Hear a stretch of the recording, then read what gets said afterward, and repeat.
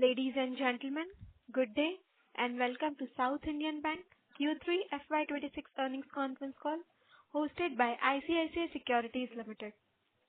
As a reminder, all participant lines will be in the listen-only mode, and there will be an opportunity for you to ask questions after the presentation concludes.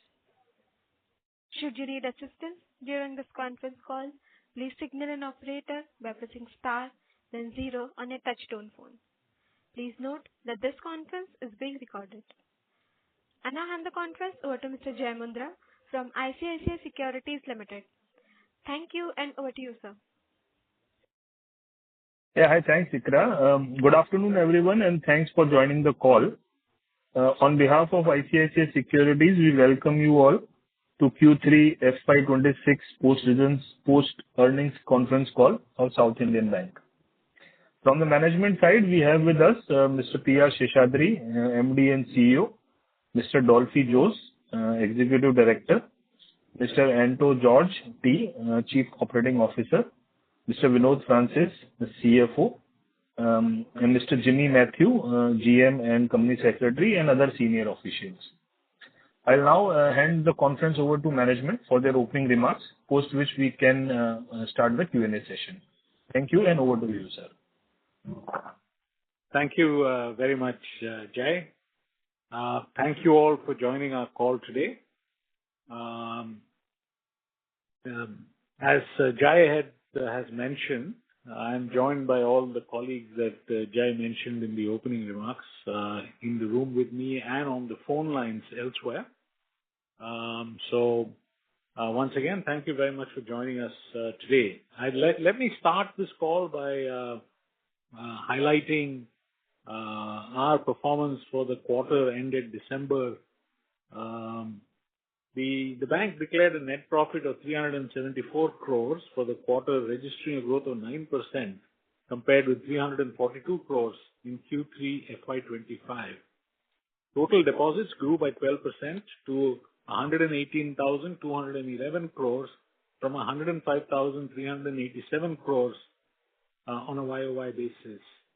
Gross advances grew by 11.3% to 96,764 crores from 86,966 crores on a YOY basis. During March 2025, the bank had technically written off rupees 900 crores. Had it not been done, the YOY growth for this quarter would have been 12.4%. Total business for the bank grew by 12% to 214,975 crores. Pre-provisioning operating profit for the quarter grew by 11% to 585 crores from rupees 529 crores. Net interest margin for the quarter stood at 2.86%, which is an improvement of 6 basis points on a sequential basis. The bank declared a return on assets of 1.7% and return on equity of 13.49% for the December quarter. Capital adequacy ratio for the bank is at 17.84%, and the Tier 1 ratio stands at 16.88% as at December 31st, 2025. The CASA balances grew by 15% year-on-year to 37,640 crores versus the earlier figure of 32,830 crores.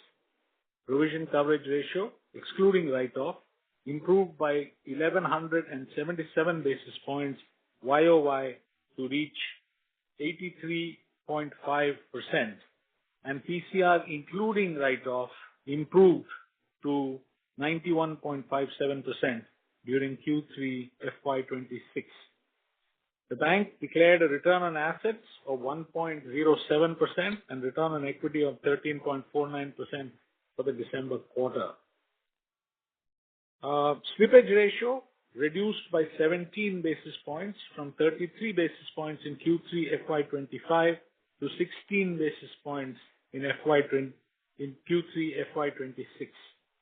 Overall, gross NPA reduced by 163 basis points from 4.3% to 2.67% on a YOY basis. Net NPA reduced by 80 basis points from 1.25% to 45 basis points on a YOY basis. Let me now take you through the other operational and financial performance indicators of the bank. We continue to grow our gold loan business, which now stands at 21,303 crores with an average LTV of approximately 55%. This includes portfolios that may have been acquired by the bank and an average ticket size of approximately 2.46 lakhs. The gold loan book grew on an annualized basis by 26%. We continue our focus on MSME and retail. MSME business loans now stand at 14,019 crores, which is a growth of 12%, excluding the write-off done during March 2025. Mortgage loans, which are mainly given to MSME, is mapped in the investor deck given to you under the retail segment. And if this were to be remapped to MSME, the YOY growth would stand at 14%. Retail segment continues to grow for us. It has grown YOY at 23%. The home loan book, as at December 2025, is 8,430 crores. The auto loan book is 2,393 crores. As at December 2025, our PL loan book stands at 2,217 crores. This quarter, we also saw good traction on the dispersal of MSME and retail, including gold segments. On a YOY basis, MSME, in this case including LAP, disbursements grew by 45% year-on-year, and retail loans, including gold disbursements, grew by 60%. These numbers are available in the investor deck for you to view. We hope to continue to maintain the momentum in disbursements and collections in the coming quarters and to achieve our desired outcomes. With this, we open the floor for questions. Thank you. Thank you very much. We will now begin the question and answer session. Anyone who wishes to ask a question may press star and one on their touchtone telephone. If you wish to remove yourself from the question queue, you may press star and two. Participants are requested to use handsets while asking a question. Ladies and gentlemen, we will wait for a moment while the question queue assembles. The first question is from the line of Digant Haria from GreenEdge Wealth. Please go ahead. Yeah. Hi, thank you for the opportunity and congratulations on the good performance. So the first question is, last quarter and maybe, even for the quarter before that, you said that in Q3 is when you may look to revise or, keep the guidance of 12% asset growth. So, you would like to give any guidance on the loan growth? We had said that we would do 12%, and actually we have done 12%. If you were to add back the write-off that we've done in Q3, in March of 2025, which is roughly 900 crores, so to add it back, we would be 12.43% year-on-year. So on a like-for-like basis, we have done 12%, and we think that this being the busy season, the Jan to March quarter, there's a likelihood that we will participate in the increased demand for loans and have outcome better than that. So what we said the last time around was that we want to be 12 and over, so we are still sticking to that. Okay. So, no, I'm asking this because on the retail part, especially gold loans is doing very well for the industry. Like, banks are growing, say, 10-15% on a QOQ basis. So in that context, it's a very good time for that retail portfolio of ours. So, I just want to know the corporate and retail portfolio, the retail mix still doesn't shift. The corporate still continues to be around 40%. Like, when do we see that shift really happening? Like, over next 12 months, 18 months, or will it be much longer where we see that shift? And second is that in gold loans, are we thinking of capping our, gold loans exposure to something? Because I think we can grow much faster, but, we will somehow constrain our gold loan growth. So with respect to the second question first, at this juncture, we have not imposed any caps. Our total exposure of gold loans to our total book is roughly about 22%. So we are monitoring it very closely, and we've built new risk measurement mechanisms so that we can see how much risk we are taking, especially against volatility in gold prices. But this is something that we have been dialoguing with the board, and it's a decision that we'll have to take as to at what level we need to cap this, if at all.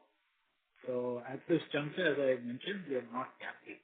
With respect to the second question, this quarter we had 5% sequential loan growth. Only, I think approximately a fourth of the loan growth has come from the corporate end, and even that is on the transactional banking side. So core corporate book has not grown. The way we report it to you in the investor deck includes both our transaction banking balances and the corporate banking balances. So the growth has been on the transaction banking balance, and the level of growth there has been just, has been a smaller component of the total growth. So as a consequence, there has been a realignment in the overall book, and which is what has led to our increase in NIMs, etc. So over time, you will see this happen. I think the size of our balance sheet and the fact that we are mainly reliant on our own branches to actually deliver business volumes imposes certain restrictions on how quickly we can alter the mix. But that's definitely what we are trying to do, and you will see a shift as we go quarter on quarter on quarter. So in the medium term, I think we would head towards 33%, one third corporate, and the rest being retail, MSME, and agri. Yeah? Thank you. Okay. Thank you, sir, for the detailed response. The last question, if I may. In the last 5 quarters, our loan book has probably grown by say 15-16%, and our NII, the net interest income, we have again clawed back to that all-time high of 882 crores.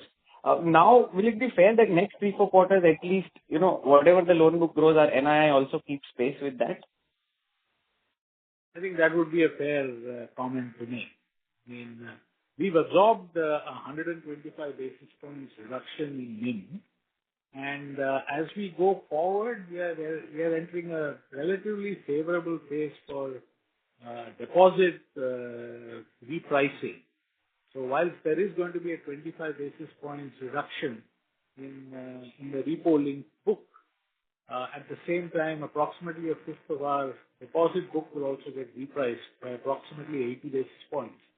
So given all of that, we think that we've hit basically a plateau at this point in time on account of the most recent repo reduction. Please remember that we pass on the repo rate cuts to our customers on a T+1 basis. So as far as, from South Indian Bank's point of view, the regulatory aim of transmission is achieved on the first day after the repo rate announcement. So therefore, the full impact of the 25 basis points will be felt by us this quarter. But we think that we should be able to sort of manage that on account of repricing the deposit book. There will, of course, be this overhang of the repo rate cut, but having said that, we don't think it should materially alter our NIMs for the quarter. And going forward, subject, of course, to no further repo rate cuts, we think that the net interest margin that we report will start climbing as the book starts climbing. Perfect. Thank you. All the best, sir. Thank you. The next question is from the line of Vidisha from C.R. Kothari and Sons. Please go ahead. Hello, sir. I have 2 questions. So one on the NIM. So what kind of NIM margin do we expect ahead, and what will be the contributors to the same? Like in this quarter, we saw that the yield that you charged, that also dropped, while the cost of borrowing rose slightly. So what is the NIM trajectory expected here?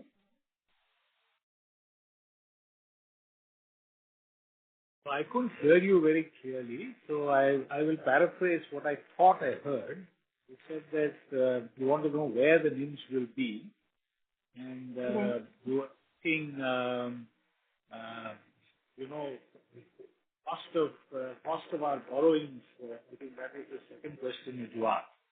Now, with respect to NIM, I think going forward, subject to no further rate cuts coming, our NIM will stabilize during this quarter. There will be some slight downward pressure on account of the 25 basis points reduction that we've had on account of in December.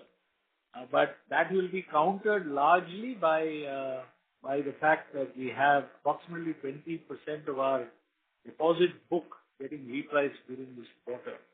So we think that we should remain stably at the level that we are. There may be some marginal movements, but we don't think that's going to be very significant. At least that's the current view. But there is a downward, how should I put it? There is a bias of it being moving downwards on account of the 25 basis points we took back. Now, with respect to cost of deposits have been coming off. So they came off 7 basis points in the last quarter from 5.41% to 5.34%. Now, I think the number that you're looking at is cost of funds, which also includes certain other activities that we do, including our borrowings on the repo market and so on and so forth, and the borrowing for purposes of reinvestments and so on and so forth, where there is a 3 basis point upward movement from 4.74% to 4.77%. I don't think that is a very material number or material change for us to be worried about, because that is driven by opportunities on a short-term nature. I think the more important number to be looking at is the 5.41% to 5.34%, which is a 7 basis points reduction in cost of deposits, which, from our point of view, is moving in the right direction. Understood, sir. And on the GNPA and NNPA, so your GNPA dropped from 4.4 last year to now approximately 2.9%. So what led to this drop, and do we expect it to continue over here in these levels? So gross NPA on a year-on-year drop is also partially contributed by a write-off of 900 crores during March of 2025. So that's a 100 basis points reduction in the book itself. So from 4.5, that would have brought it down to 3.5. The rest is on account of excess of recovery over new NPA accruals. So our NPA slippage rate is at 16 basis points for the quarter, not annualized. So on an annualized basis, we are at 64 basis points. And recoveries have been significantly larger than NPAs. And as a consequence of which, these numbers move in the direction that you mentioned. All right. So we expect it to stabilize at these levels coming ahead? We expect these numbers to continue to improve in the near term. So you will see them trending downwards. Okay. Thanks for all the best, sir. Thank you. The next question is from the line of Jai Mundra from ICICI Securities. Please go ahead. Yeah, hi, sir. Sir, I wanted to check for the last 8-9 quarters, so maybe 10 quarters, we have done ROA at 1%, nearly 1% or maybe 1.05%.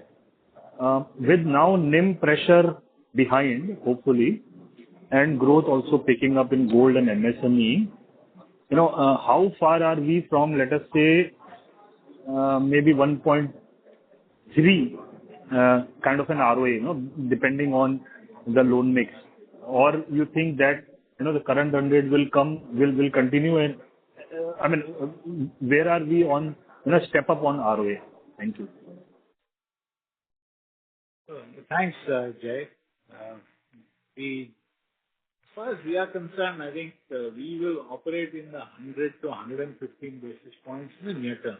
I think there will be quarters in which there are other income sources that take us upwards. But I think what is going to happen is as the NIM sort of stabilizes and there are no further rate actions from the Reserve Bank of India, at that point in time, because of the robust portfolio growth that we are having, we will see return on assets inching upwards. So I would, if I were to hazard a guess, in a 12-month period, we should end the 12th month at about 1.15 to 1.2 or thereabouts. Beyond that, I am not at, I do not have a crystal ball to give you a view as to when we'll hit 1.3 and so on and so forth.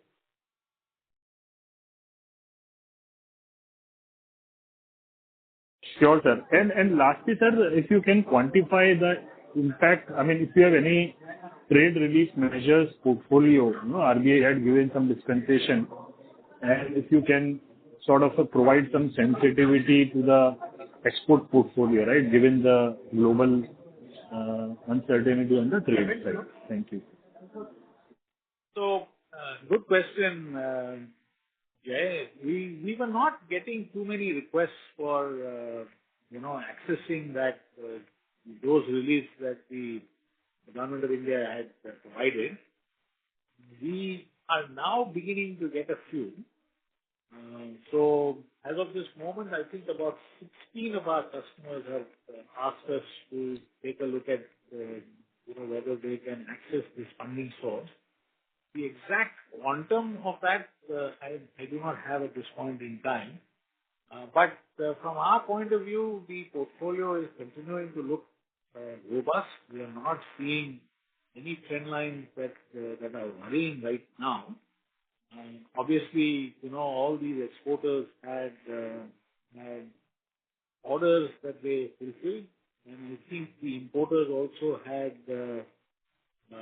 certain commitments, or they also had inability to actually switch suppliers very quickly because of the fact that the current Indian suppliers were certified and were producing to a particular standard and so on and so forth. So, but if this situation were to continue in the long run, I guess, given the steepness of the tariff, alternate sources will be found by the importers. So therefore, these persons will take an impact. The situation is that the new credit that is being provided under the new scheme provides for an ROI advantage to the customer, and many customers are also trying to access that on account of the fact that it gives an interest rate benefit. So I'm not entirely in a position to isolate, how many of these customers see this request as a potential method of dealing with stress, and how many of them are seeing it as a method of actually reducing their carrying cost of debt. So it's a mixture of both. We are looking at it very closely, and as of this juncture, as I said earlier, we don't see any material deterioration in our portfolio. Sure. Thank you, sir. All the very best.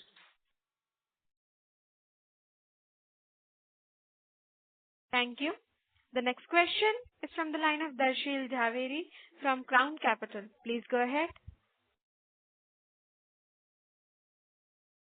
Hello. Good evening, sir. Thank you so much for taking my question. So some of my questions have already been answered. So just wanted to know what kind of, what's our guidance in terms of credit cost for this year and maybe next year, if you can, help us understand that.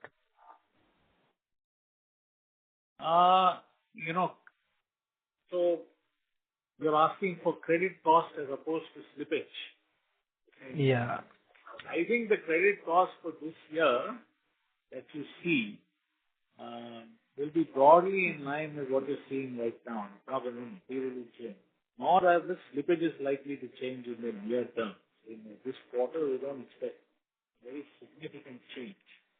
So right now, the way the portfolio is behaving, and given the fact that slippages are in the 15, 17 basis point range, credit costs would be maybe half that. So 7, 8 basis points would be the credit cost in the near term.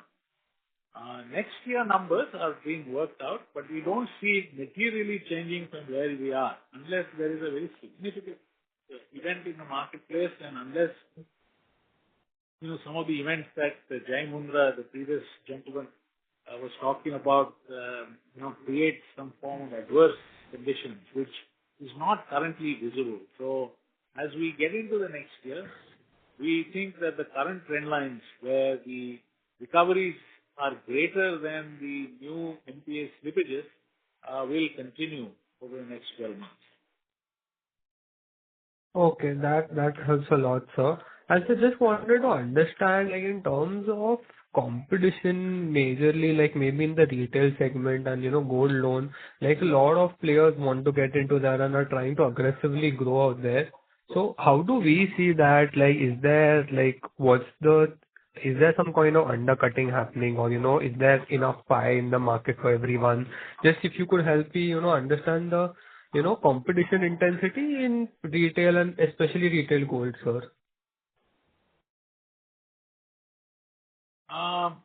I think, we've what we've done during the year is we've broadened our product palette. We've increased the types of offerings that we have. We've taken advantage of the new RBI regulation that allows us to do loans for productive purposes where the LTV caps can be relaxed a little bit. So we built our new systems, new processes, etc., which has enabled us to compete more effectively in the marketplace. We are now launching ULI-based ACC Agri in Tamil Nadu, Andhra Pradesh, Telangana, and Karnataka. We're starting with Tamil Nadu, and then we'll roll it across to other regions as well. So we've increased the product types that we have, which is enabling us to sort of compete more efficiently.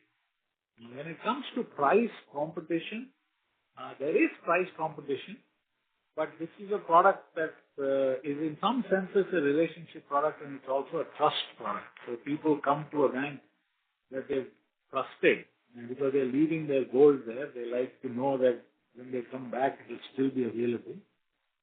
And since we operate a great deal in semi-urban and rural areas, trust requirements increase. Ladies and gentlemen, the line for management has been disconnected. Please stay connected while we get them reconnected. Ladies and gentlemen, thank you for being on hold. The management has been reconnected. Thank you, and over to you, sir. Thank you. I tried answering the earlier question. I don't know whether I answered it fully because I kept talking and I didn't know whether I was disconnected. So maybe you could tell me where we heard till I think the trust of the customer is there, so that's why gold loan there is no there's less that's our USP. I think till that we've heard, sir. Okay, so I think trust is an important element, and the fact that we've been around in those geographies for a long time, which is a part of trust, I guess, is also an important element. And plus processes, if you've got the processes down pat, then it helps. We write approximately 3,000 to 4,000 gold loans a day. So when you are doing those volumes, you need to do them relatively efficiently. And I think those are areas where we've spent some time and energy sort of getting things right. So pricing competition is there. I'm not saying it is not there, but it's not insurmountable.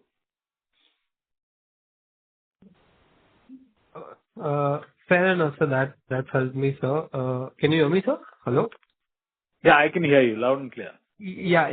Fair enough, sir. So that covers a lot of my questions. So there's one more thing, like in terms of partnerships, like, are we looking at, like when we said we are trying to grow mostly from our own branches, so are we looking at some, other way of partnership or, even like in the credit card segment, a lot of people are coming with co-branded credit cards. So are we looking at some other ways to, penetrate in these other categories with the help of partnerships, sir?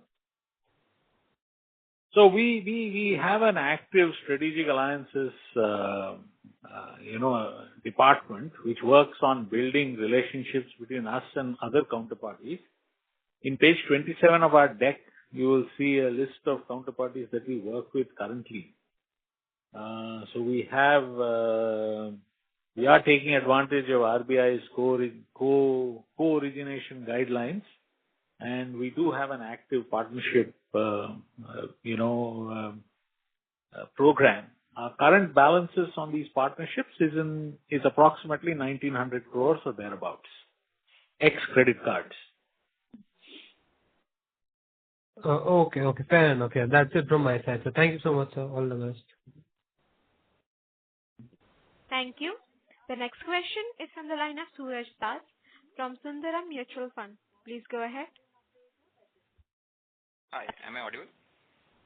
Yes, you are. Yeah. Hi, sir. Thank you for the opportunity. Sir, couple of questions. First, on the MSME portfolio, I think the MSME portfolio has seen revival and then has started to grow for past couple of quarters. And I think this is despite you classifying mortgage loan given to MSME under retail. So just wanted to check if you can highlight, let us say, what are the sectors or product or what are the geographies which is driving this growth? And also, what is your outlook on this growth going ahead? That is question one, sir. Okay. Thank you very much. I think MSME growth is actually quite broad-based. It's across various categories. We manage MSME in two buckets. The first bucket is what we originate in our branches, what we call, internally we call it MBG. And the second is what we manage through relationship managers, which is a separate vertical.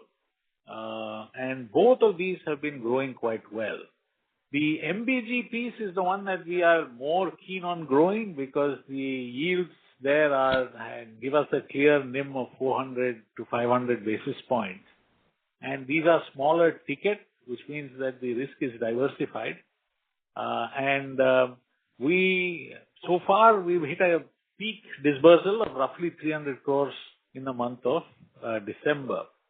We are hoping to double that with changes to our policies, practices, and also with increased sales effort.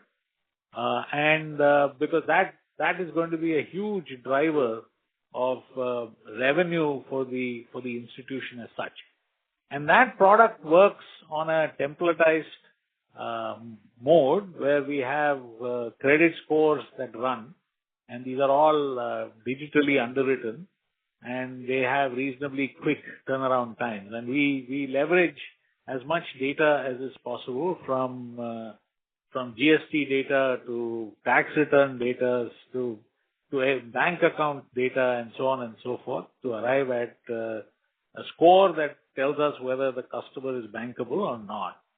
And it is there that we've had very significant growth in volumes. And all of this is originated by us. We don't pay any origination commissions and so on and so forth. So the economics for us is very, very positive. The second area, which I said, is what we call emerging corporate business. These are the bigger tickets, which is written by by the verticals. There also we've had very substantial growth on a year-on-year basis. And there it is fairly broad spectrum of businesses that come to us, from working capital to term facilities to fund working capital gap to brownfield entities that are setting up incremental capacity to lease rental discounting and so on and so forth. So it's a broad mix. Of course, the yields here are lower.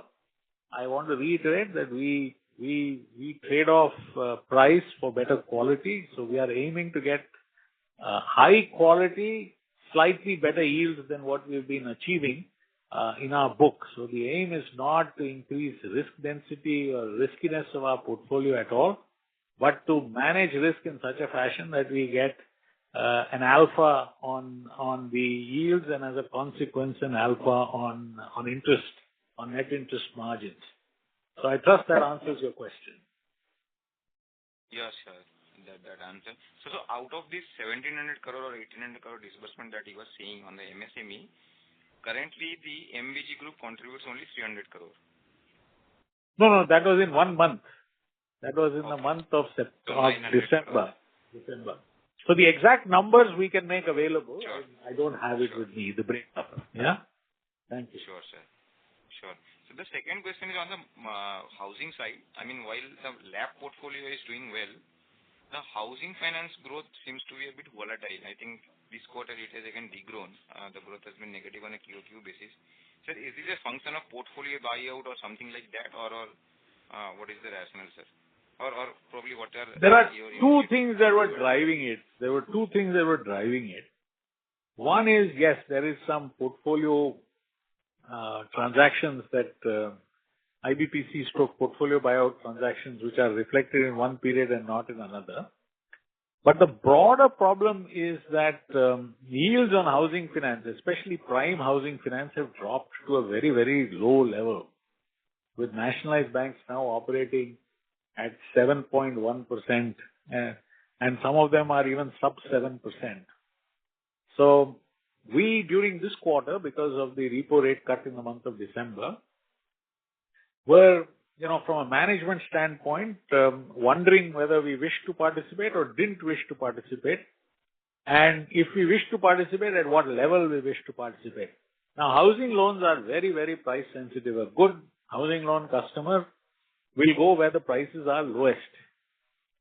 So as a consequence of that, we did lose volume in December.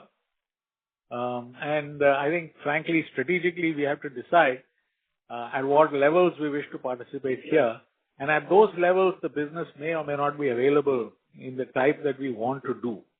So that's one of the reasons why this has happened.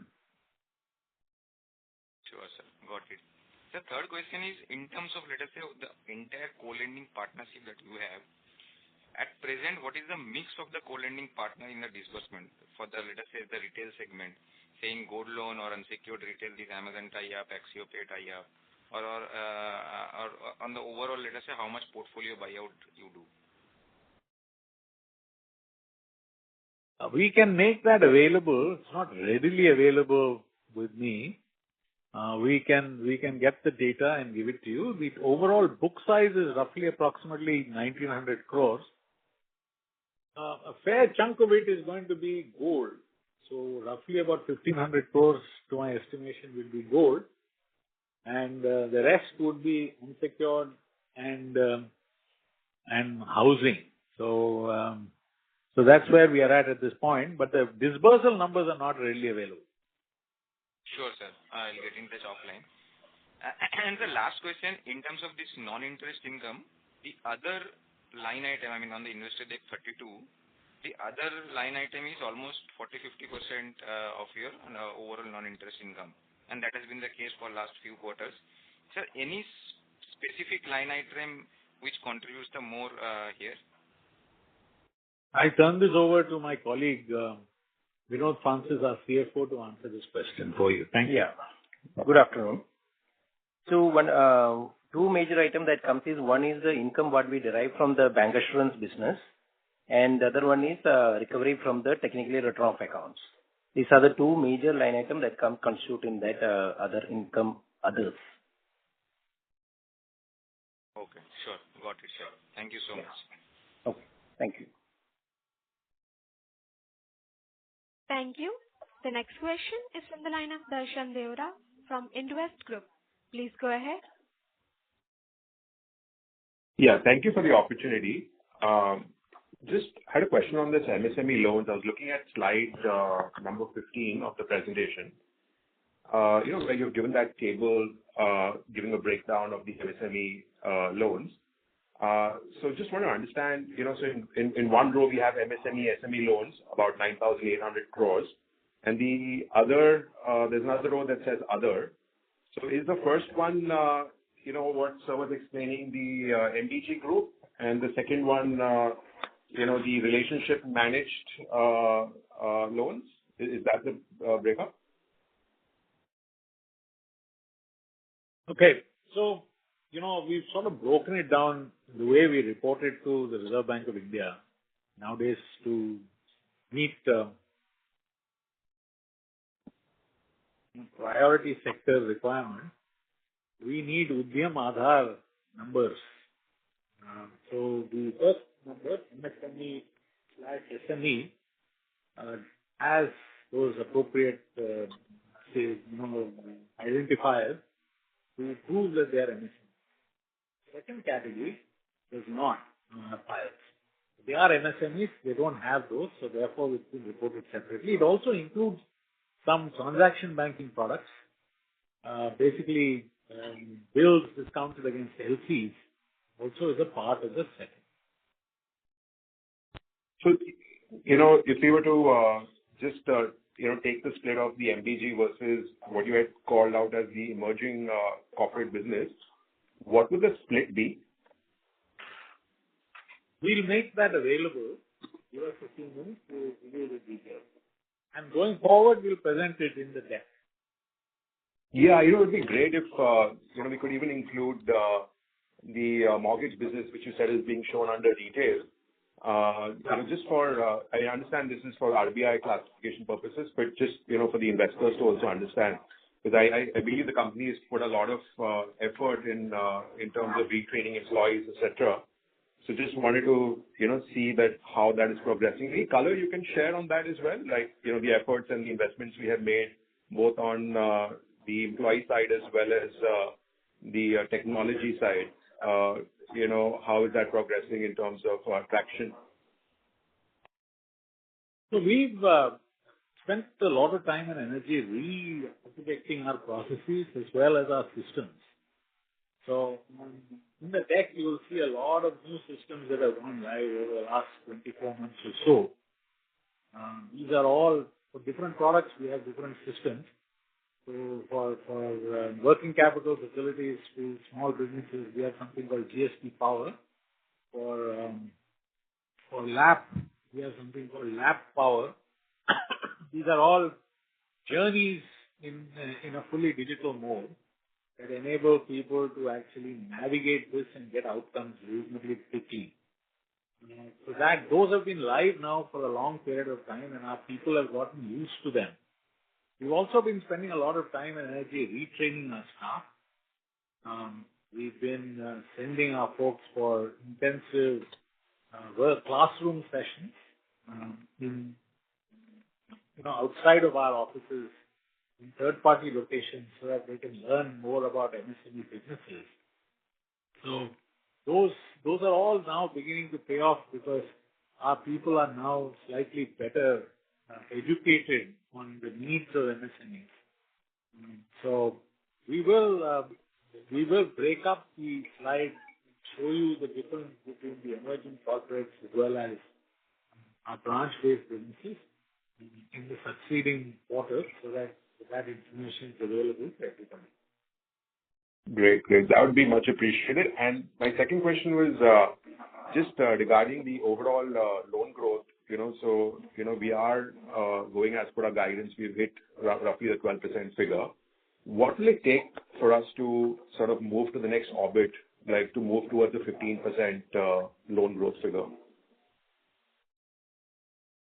I think we have to trade this off. We have to figure out whether that is better for us or to remain at this 12% level. So if you were to look at our cost of money, it's actually lower than many of our peers.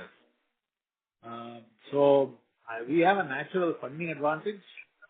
If we were to start growing very rapidly, we lose that because we'll have to offer deposit rates which are similar to the deposit rates offered by other people.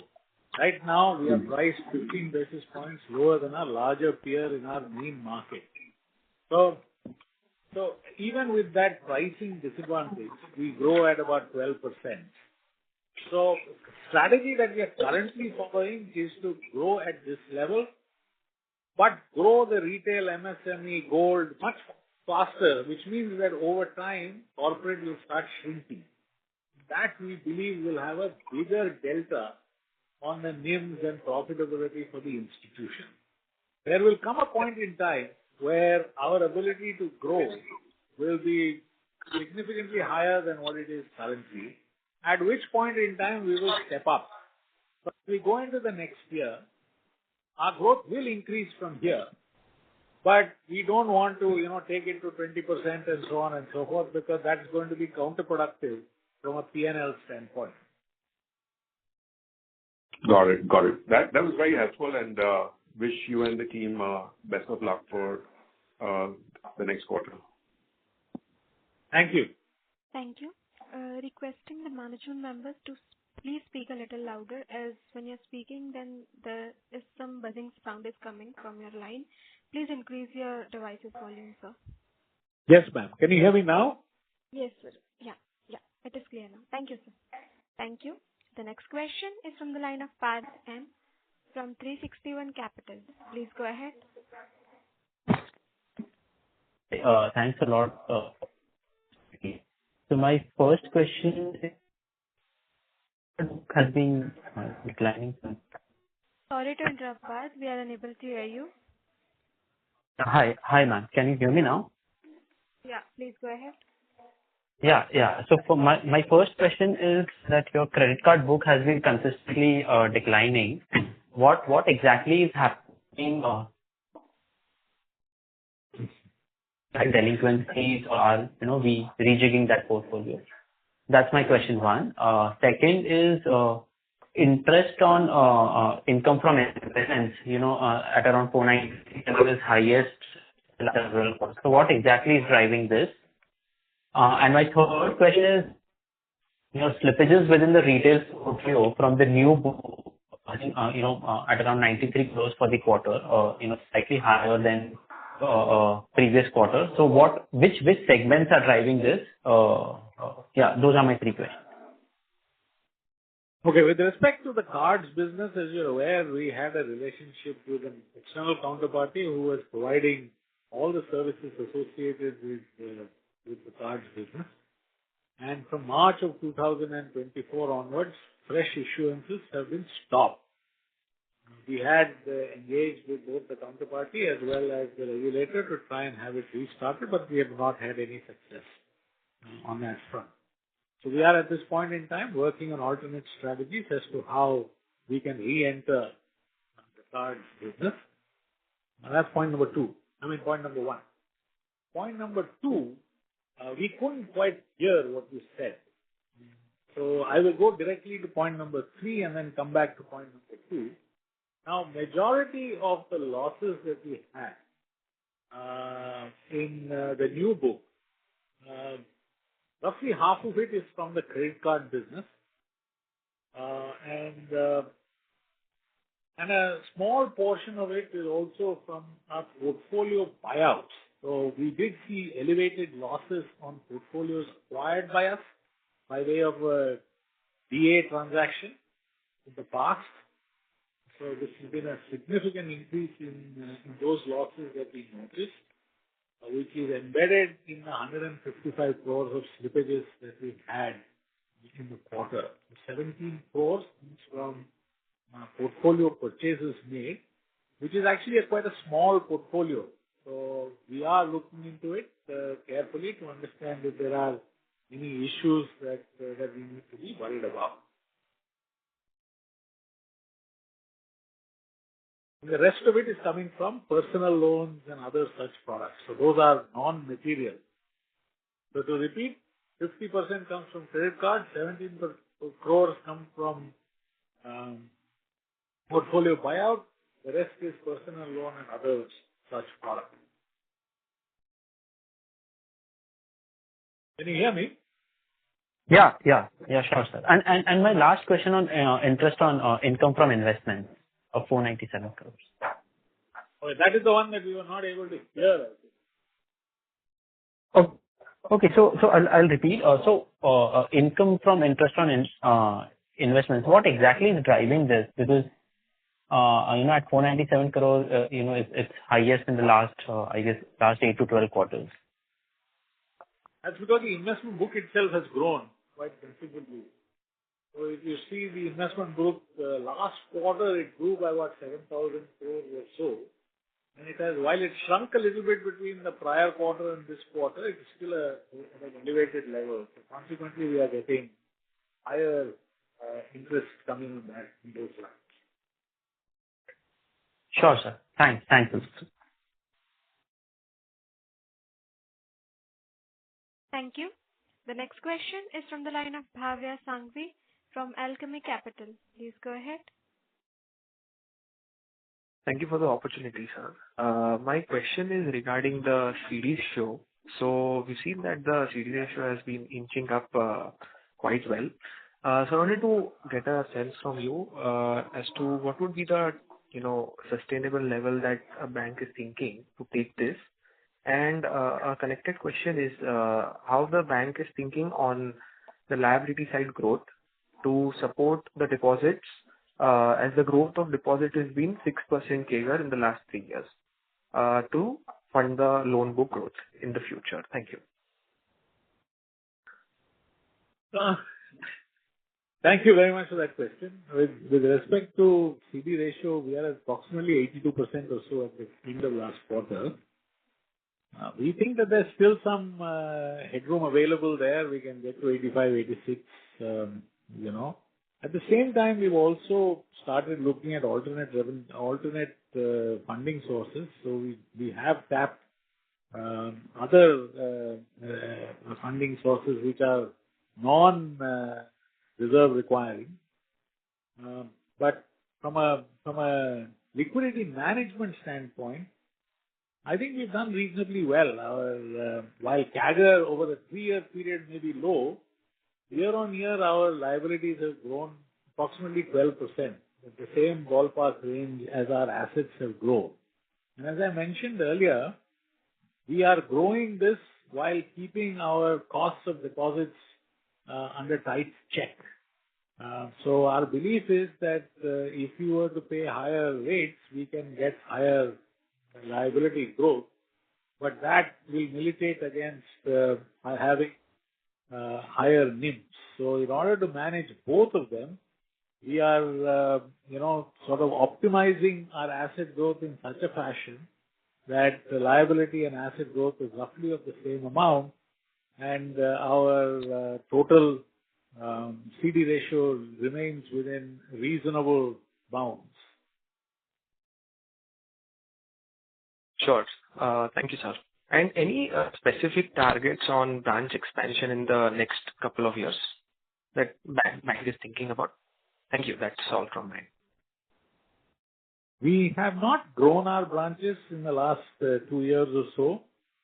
We will be expanding, doing some amount of branch expansion, especially in our core areas, which is Tamil Nadu, Andhra Pradesh, Telangana, Karnataka.